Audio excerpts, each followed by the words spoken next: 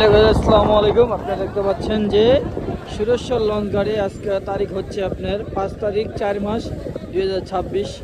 তো ঝড়ের ভিতরে আপনার নুরিয়া 5টি লঞ্চটি এখন মাত্র ঘাট দিয়েছে সুরেশ্বর লঞ্চ ঘাটে, যাত্রী নামতেছে। তো মাছ নদীতে ঝড়ে পড়ে নাই, সুরেশ্বর ঘাটের উপরে ঝড়টা ছাড়ছে।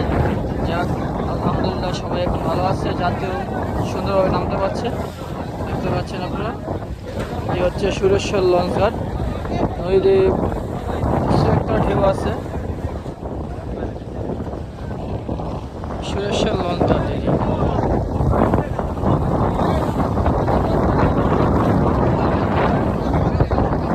যাত্রীরা সুন্দরভাবে নামছে, দেখতে পাচ্ছেন।